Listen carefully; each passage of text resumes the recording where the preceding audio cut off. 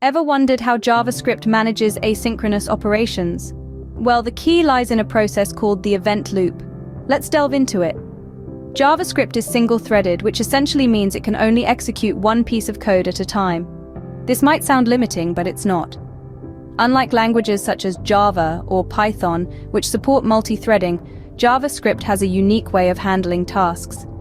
JavaScript employs asynchronous operations to manage I/O tasks. This could be anything from fetching data from a server to reading files.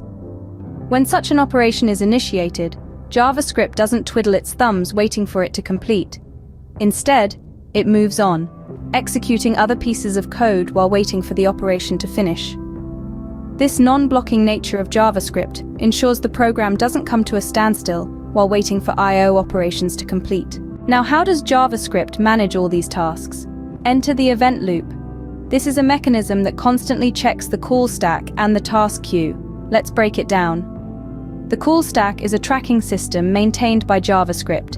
It keeps tabs on the currently executing function calls. When a function is called, it's as if it's pushed onto a stack. When it completes, it's popped off the stack. Then we have the task queue. This is a storage system for tasks ready to be executed.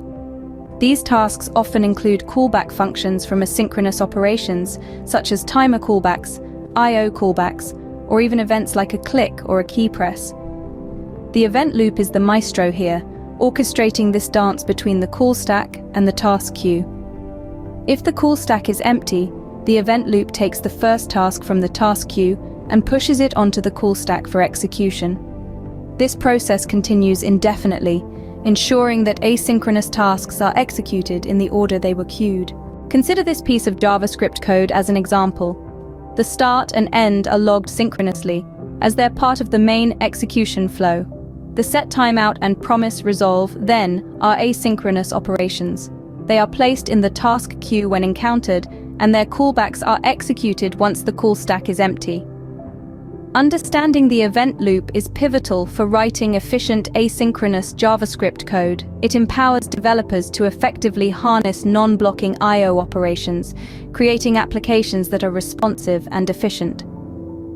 So the next time you're working on your JavaScript code, remember the event loop, the unsung hero making all your asynchronous operations possible.